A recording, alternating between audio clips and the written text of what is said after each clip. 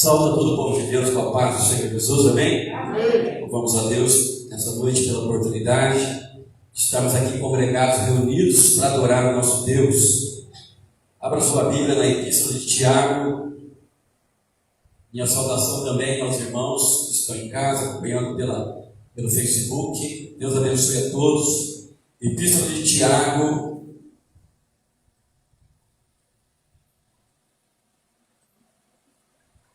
capítulo 1.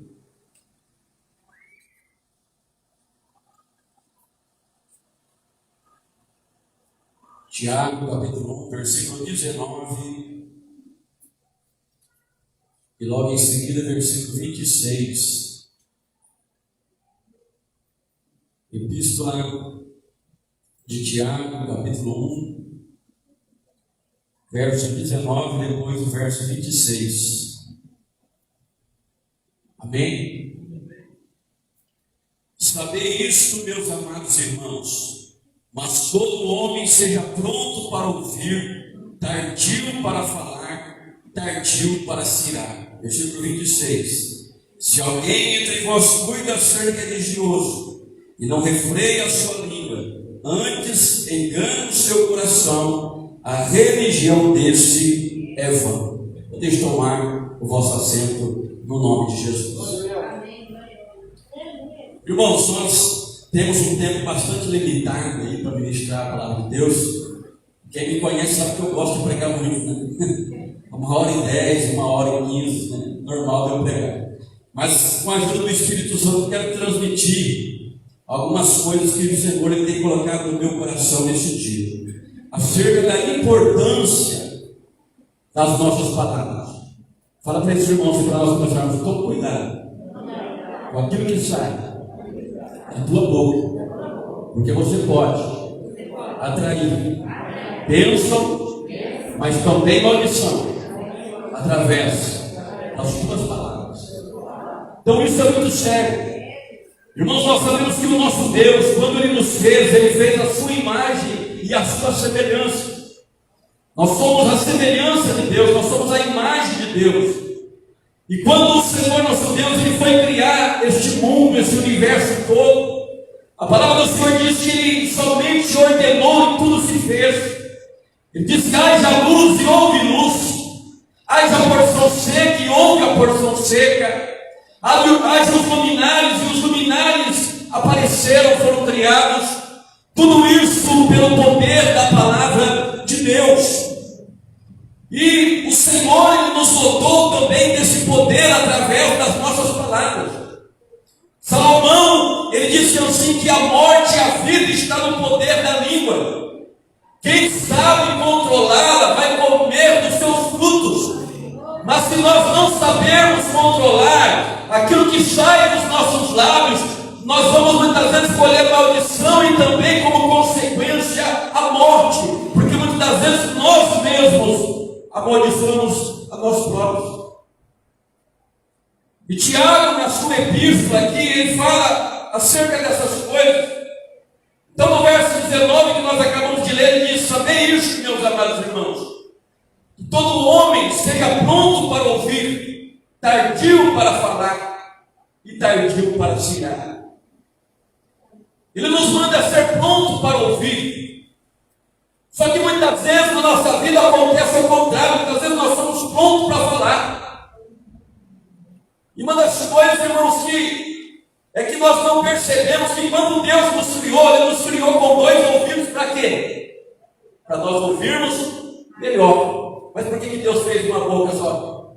Para nós falar mais pouco. E aí tudo tem uns dentes aí, que é a cerca da língua, para prender ela, para não deixar ela sair para fora. Então, Deus já fez as coisas perfeitas. Então está dizendo assim que nós devemos ser prontos para ouvir. Mas quando diz aqui ouvir, não significa somente escutar. Ouvir significa dar ouvido, principalmente a palavra de Deus. Mas devemos ser tardios para falar, porque em primeiro lugar nós temos que ouvir, refletir naquilo que nós ouvimos.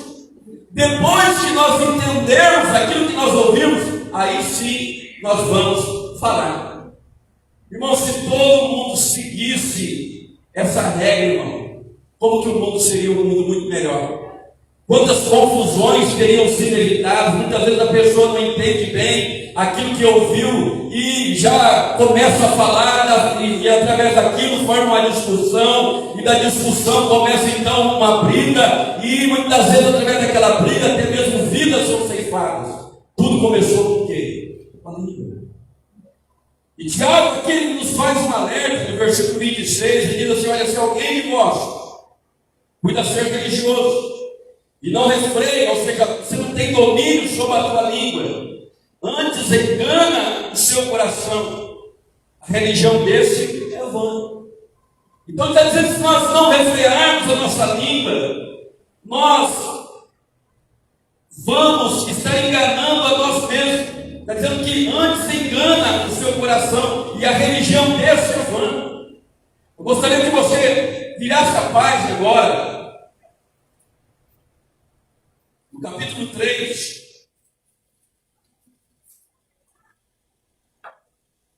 versículo 2, ele vai dizer assim: porque todos tropeçamos em muitas coisas. Se alguém não tropeça em palavra, o tal varão é perfeito e poderoso também para refrear todo o corpo. Ora, nós pomos freios nas bocas dos cavalos para que nos obedeçam, e conseguimos dirigir todo o seu corpo.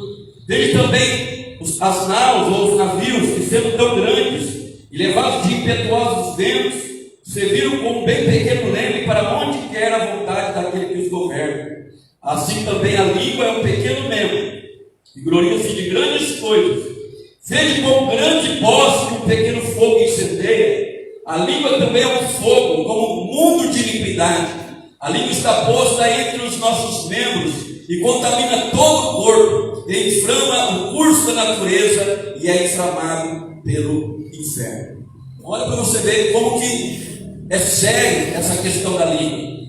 Então ele dá dois exemplos. Ele diz: olha, nós colocamos freio nas bocas dos cavalos e nós conseguimos dominar ele, controlar ele, fazer ele ir aonde quer que nós queiramos que ele vá. Olha também os navios que, levados de fortes ventos, de impetuosas ondas, ele é dominado por um pequeno leme, segundo a vontade daquele que está dirigindo ele. E ele diz assim também é a língua. Está dizendo que a língua ela tem o poder de controlar e contaminar todo o nosso corpo. Ele compara e diz: olha, veja como um pequeno fogo, um grande bosque que incendeia. Então ele compara a língua a um pequeno fogo, porque ela tem o poder de inflamar todas as coisas. Então nós devemos, como servos de Deus, meus amados irmãos, vigiar bastante nisso, com aquilo que sai dos nossos lábios. O que eu tenho atraído para a minha vida? Será que eu tenho atraído fracasso, derrota? Ou será que eu tenho tido uma vida vitoriosa? Porque se você quer ter uma vida vitoriosa, você tem que seguir os princípios da palavra de Deus. Se você quer ser abençoado, é necessário você controlar, é necessário você vigiar aquilo que sai da tua língua. Tem várias coisas, meus amados irmãos, que nós, como servos de Deus, nós temos que vigiar para que jamais saia dos nossos lábios. Nós não podemos, declarar derrota, nós não podemos atrair a maldição para a nossa vida através daquilo que nós falamos. Tem muitas pessoas, irmãos, que em vez de se guiar por aquilo que diz a palavra de Deus, muitas das vezes a pessoa ela se prende nas suas próprias palavras. Então é muito sério, porque eu posso atrair a bênção, mas eu atraio a maldição também para a minha vida e para toda a minha casa. Eu atraio maldição para a minha vida, para a minha família, para os meus filhos, para tudo aquilo que corresponde a mim, através da minha língua. Mas eu jamais posso ir contra aquilo que a palavra de Deus diz que eu sou. Fala para esse irmão assim: você é aquilo que a palavra de Deus diz que você é. Então, se a palavra de Deus ela diz que eu sou de uma forma e eu estou me expressando de outro jeito, o que eu estou fazendo? Estou me amaldiçoando. Por exemplo, vou dar um exemplo para você entender. A palavra de Deus diz assim: posso todas as coisas naquele que me... Está dizendo, posso todas as coisas. Mas muitas vezes, diante de uma dificuldade, qual que é a primeira coisa que você fala? Eu não consigo.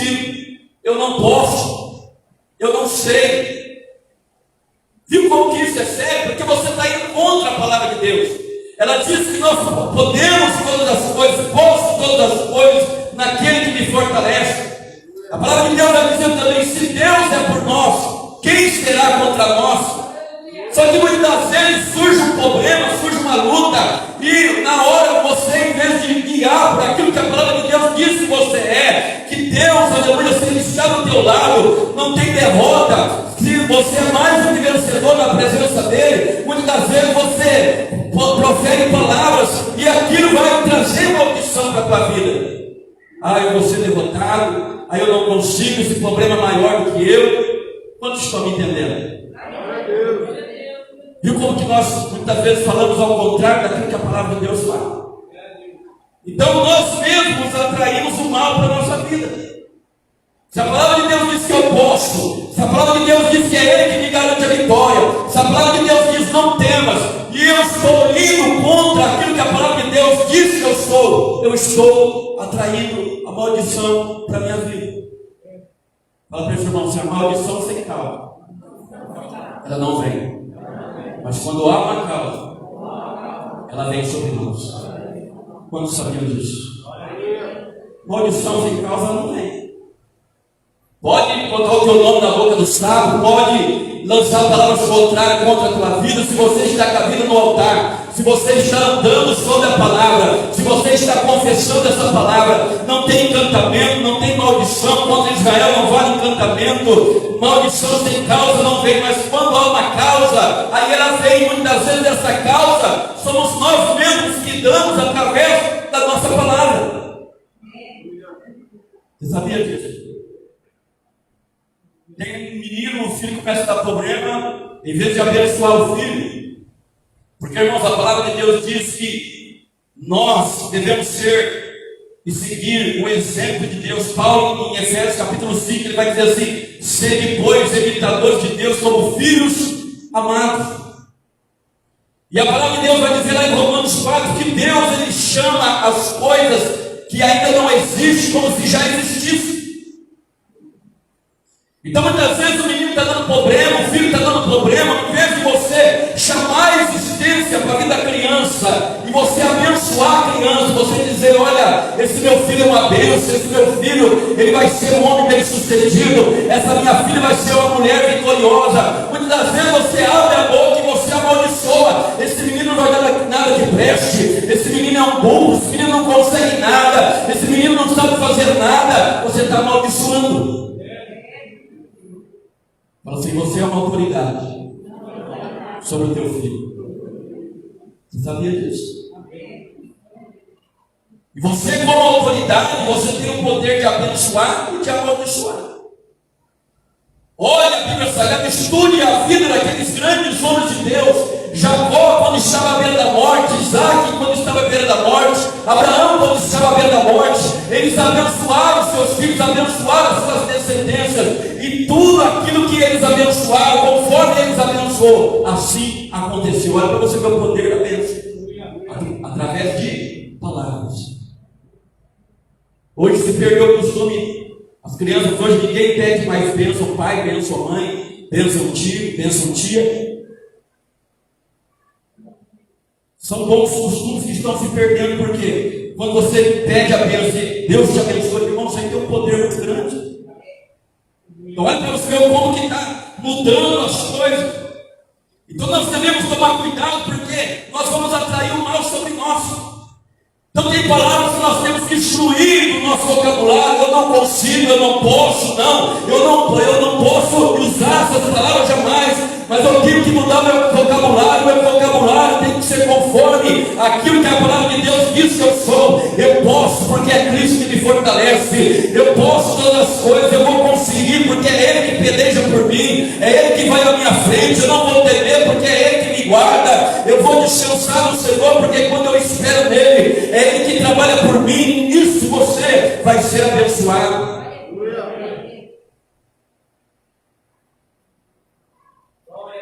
Então, o próprio Salomão diz: olha só, quem quer viver dias felizes, controla a língua. Porque através delas, irmãos, através de palavras, nós semeamos também. Quem sabia disso? Que através das nossas palavras nós estamos semeando. Nós semeamos através de ações. As nossas ações, mas nós semeamos através das nossas palavras. Por isso Jesus diz assim: toda palavra ociosa que sair da boca do homem, ele terá que dar conta do dia de juízo. Fala para os irmãos: não existe palavra sem nenhum valor. Toda palavra, irmãos, ela tem um peso. Toda palavra ela tem um valor tanto para o bem como para o mal. Só que muitas vezes nós damos mais para o mal do que para o bem. Então começa a mudar a tua atitude. Se o teu marido muitas vezes não é servo de Deus, se o teu marido está dando trabalho, em vez de você abrir a boca para murmurar dele, para reclamar dele, estenda as tuas mãos sobre ele, começa a abençoar, começa a profetizar, começa a chamar a existência aquilo que não existe. Foi isso que o Senhor ensinou, aleluia, ao profeta Ezequiel, naquela visão do vale de ossos secos. Ele fez uma pergunta para o profeta: poderão viver esses ossos, Ezequiel? Ele disse: Senhor Jeová, tu sabes. Mas qual foi a ordem? Profetiza. Profetiza e diz: ossos secos, ouvi a palavra do Senhor. E quando ele começou a profetizar, o que aconteceu? O rebuliço de Deus aconteceu. Os ossos que estavam espalhados para longe, Deus trouxe para perto. Cada osso é o seu osso. Aleluia. Foi ali havendo uma reunião de todos os ossos. Deus foi colocando cada coisa no seu devido lugar. E assim também é na nossa vida. Quando nós abrimos a boca para profetizar, então abre a tua boca, profetiza a bênção sobre o teu filho, profetiza a bênção sobre a tua esposa, sobre o teu esposo, sobre o teu trabalho. Irmãos, quando eu trabalhava na empresa, então eu sei que ver isso.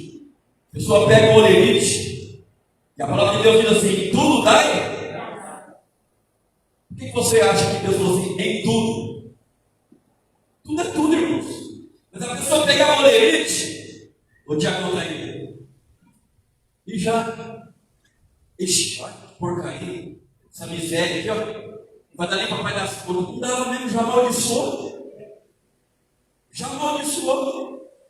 Mas se a pessoa pegasse e disse: Senhor, te dou graça, Senhor, quantos não têm trabalho, mas eu tenho trabalho para mim ganhar o meu pão de cada dia, Senhor, portanto abençoa o meu trabalho, eu vou tirar primeiro que é teu, e eu tenho a certeza que eu vou pagar todas as minhas dívidas, e ainda eu vou guardar um dinheirinho ainda. Tu vai ver se como as coisas vão ser diferentes. Mas muitas vezes a pessoa amaldiçoa o olerite na própria mão. Ai, que miséria. Essa é uma miséria, mas você está chamando a miséria, você está traindo a miséria. A palavra de Deus diz assim: a boa maldição, ela vai seguir. Quando você anda na obediência, a bênção te segue. Mas se você não sabe, ou melhor, usar a tua língua, o que você vai atrair? A maldição, ela vai te seguir. Então isso é muito sério. Tiago, ainda no capítulo 3,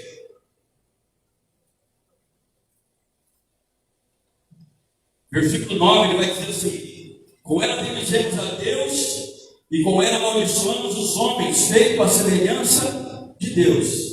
De uma boca procede bênção e maldição. Meus irmãos, não convém que isso se faça assim. Aí ele dá um exemplo: porventura jorra uma fonte de um mesmo manancial água doce e amargosa? Meus irmãos, pode também a figueira produzir azeitonas ou a videira figos? Assim tampouco pode uma fonte da água salgada e doce. Olha para você ver. Então está dizendo que com a nossa língua nós abençoamos, com a nossa língua nós amaldiçoamos. Então isso não convém que seja assim.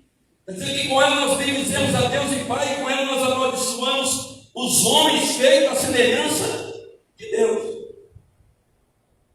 Quer dizer que não convém que seja assim, ou seja, você não pode da tua boca sair bênção e maldição.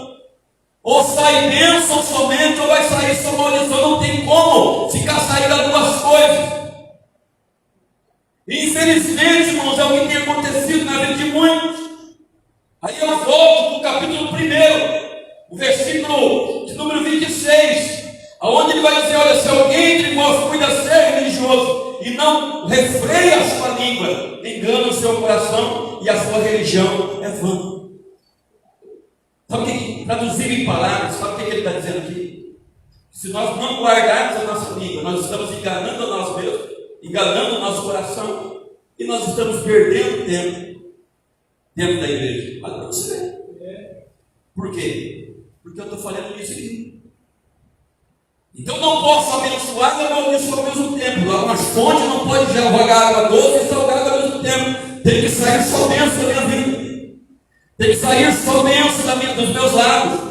Eu tenho que abrir a boca para abençoar. Foi isso que o chamado de Deus para Abraão. Nós somos filhos de Abraão pela fé. Deus disse a Abraão: sai da tua terra, sai da tua parentela, sai da casa do teu pai, vai para uma terra que eu vou te mostrar, Abraão, e eu vou fazer de ti uma bênção. Vou abençoar os que te abençoarem, mas vou amaldiçoar os que te amaldiçoarem. Olha para você ver. Mas ele nos chamou para ser bênção. Então eu falo para esse moço: tome cuidado com aquilo que sai dos teus lábios. Irmãos, quantas pessoas que podiam estar vivendo uma vida muito melhor, mas por causa da língua, por causa daquilo que profere, estão vivendo uma vida de derrota. Atraíram maldição para si. Ao meu marido não presta, aos meus filhos não vai dar em nada, o meu trabalho é uma porcaria, a casa que eu moro é barraco. Você está amaldiçoando. Eu poderia citar aqui inúmeras coisas, mas o tempo não nos permite. Mas só isso que foi aqui mencionado já é um exemplo para você vigiar mais. Surgiu uma circunstância contrária, não, eu vou vencer em nome de Jesus Cristo. Surgiu um problema, não, Deus, Ele é comigo. Surgiu um problema maior, não, eu vou vencer, faça como Davi. Davi derrotou o leão, Davi derrotou o urso. Enquanto surgiu um problema maior, que era Golias, ele profetizou: não, Deus me livrou da boca do leão, Deus me livrou da boca do urso, e Ele vai me livrar da mão desse incircunciso filisteu também, porque ele desafiou o exército de Deus vivo.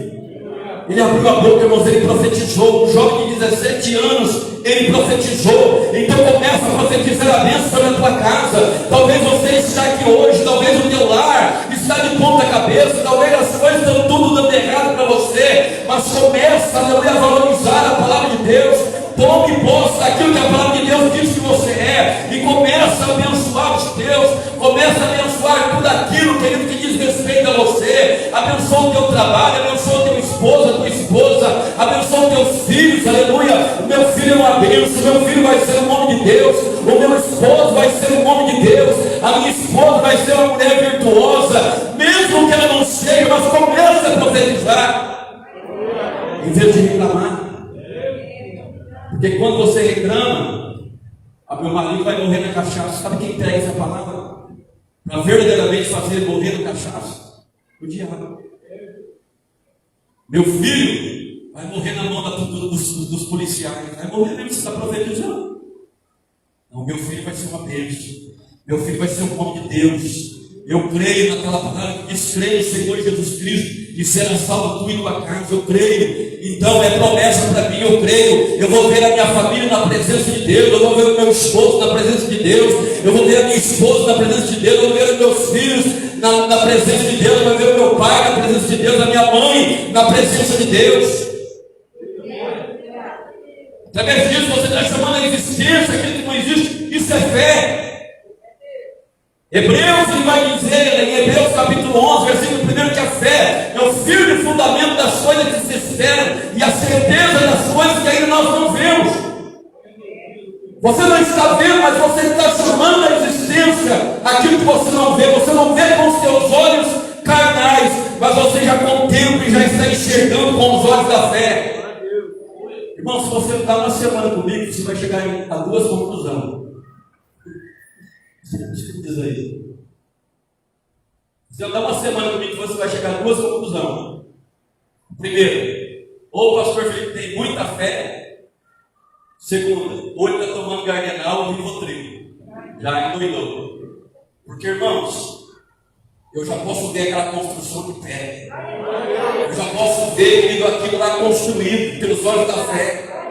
Eu já posso ver, querido, uma casa de recuperação a igreja fazendo um trabalho com drogados, já posso ver com os olhos da fé. Eu já posso ver aleluia, no ônibus encostado na porta da igreja, escrito Igreja Evangélica Graça Plena em Cristo. Eu já posso ver com os olhos da fé, ou seja, eu estou chamando a existência aquilo que ainda não existe. E você tem que ser da mesma forma. Você que paga aluguel, começa a contemplar, começa a agradecer ao Senhor pela tua casa. Quando você faz isso, é sinal que você está crendo e você está profetizando também. Abra sua Bíblia em Marcos. Glória a Deus. Glória a Deus. Marcos, capítulo 11, versículo 22 até o 24. Olha, irmãos, que verdade que Jesus ensina aí. E Jesus respondendo disse: tendes fé em Deus, porque em verdade vos digo que qualquer que disser a este monte, qualquer que, olha aí, palavra. O que é o monte na tua vida hoje?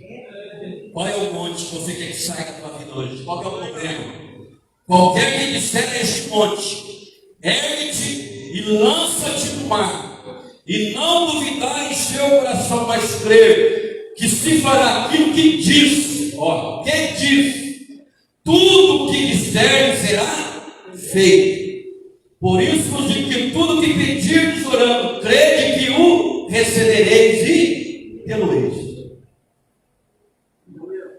Então ele está dizendo aqui o princípio de palavras. Qualquer que disser este monte, ou seja, você ordena o monte. Sabe por que muitas vezes o monte não sai da nossa vida? Quem sabe? Porque em vez de você ordenar que o monte saia, você fica suplicando: ô monte, por favor, monte, sai da minha vida. Nunca vai sair. Você tem que ordenar. Jesus disse assim: tudo que ligares na terra será ligado no céu. Ele disse: qualquer que disser este monte, ergue-te, é uma ordem, é um imperativo o verbo aqui. E lança-te no mar, outra ordem. E não duvidar em seu coração, mas crer que se fará aquilo que diz. Tudo que disser, lhe será feito. Então olha para você ver o poder da palavra. Você vê Jesus, ele ordenando: olha, levanta-te, toma o teu leito e anda. Ele dá uma ordem. E assim também tem que ser a nossa vida, irmãos. Nós temos que chamar a existência aquilo que não existe. Olha agora em Romanos, capítulo 4.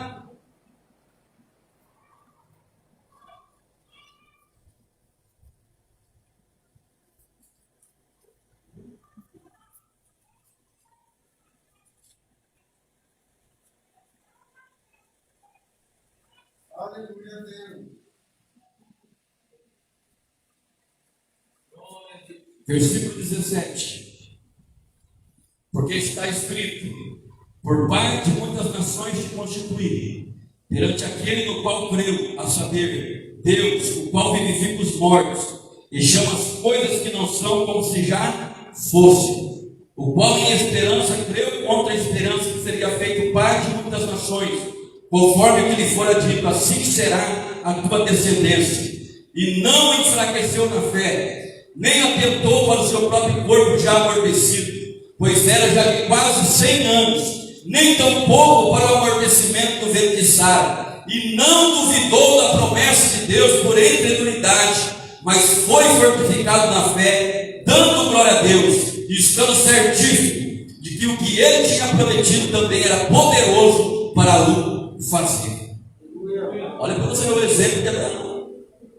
Um homem já de quase 100 anos, está dizendo que ele não atentou para o seu corpo já amortecido, nem atentou para o corpo de Sara. Ela era estéril, já era uma mulher de 90 anos, a vida toda foi estéril, já havia cessado o ciclo menstrual. Ele não atentou para nada disso, mas ele se firmou na promessa de Deus, e ele teve por fiel aquele que prometeu, porque ele sabia que aquilo que Deus tinha falado acerca dele iria se cumprir. E assim também temos que ser nós, irmãos. Deus, ele nos fala hoje através da sua palavra. Hoje nós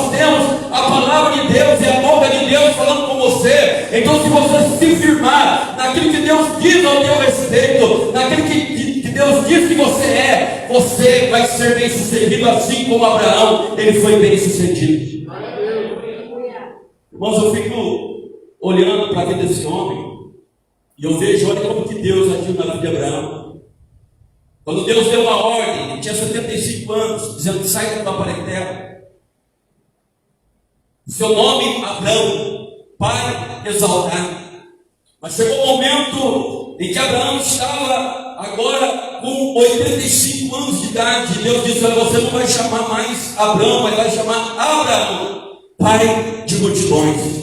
E até então ele não estava com nem filho. Mas ele creu naquilo que Deus disse que ele seria. E eu pergunto: você crê naquilo que Deus disse que você seria? Mas pastor, o que Deus disse que eu seria? Abra aí Romanos 8, tem a resposta para você.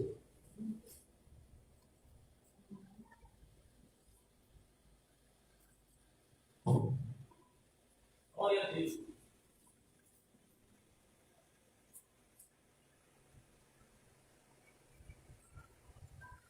Romanos 8.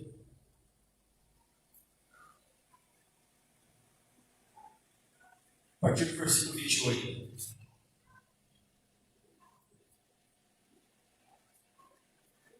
E sabemos que todas as coisas, diga assim, todas as coisas, contribuem justamente para o bem daqueles que amam a Deus, daqueles que são chamados por seu decreto. Ou seja, você foi chamado pelo decreto de Cristo. Do contrário, você não estaria sentado aí. Porque os que dantes conheceu também os predestinou para serem conformes à imagem do seu Filho. O projeto de Deus é que você se pareça com Cristo, a fim de que ele seja o primogênito entre muitos irmãos. E aos que predestinou, a este também chamou. Aos que chamou, também justificou. Aos que justificou, a este também glorificou. Que diremos, pois, estas coisas? Se Deus é por nós, quem será contra nós? Aquele que nem mesmo a seu próprio Filho poupou, antes o entregou por todos nós, como não dará também com ele todas as coisas? Quem tentará acusação contra os escolhidos de Deus? É Deus que os justifica. Quem os condenará? Pois é Cristo quem morreu, ou antes quem ressuscitou dentre os mortos, o qual está à direita de Deus e também intercede por nós. Quem nos separará do amor de Cristo? A tribulação, a angústia, a perseguição, ou a fome, ou a nudez, ou o perigo, ou a espada? Como está escrito: por amor de ti somos entregues à morte todo dia, fomos reputados como ovelhas para o matadouro. Mas em todas essas coisas somos mais do que vencedores por aquele que nos amou, porque estou certo de que nem a morte, nem a vida, nem os anjos, nem os principados, nem as potestades, nem o presente, nem o porvir, nem a altura, nem a profundidade, nem alguma outra criatura nos poderá separar do amor de Deus que está em Cristo Jesus, o nosso Senhor. Quer vitória maior do que essa? Não existe mais condenação. Quem tentará acusação contra os escolhidos de Deus? É Deus quem justifica. Não existe mais barreira, porque, em primeiro lugar, é o Espírito Santo que intercede por nós. Nós temos a intercessão do Filho também, de Jesus Cristo. Então, em todas as coisas, nós somos mais do que vencedores. Talvez você chegou aqui, talvez você está diante de uma luta hoje, mas procurando a vitória sobre ela.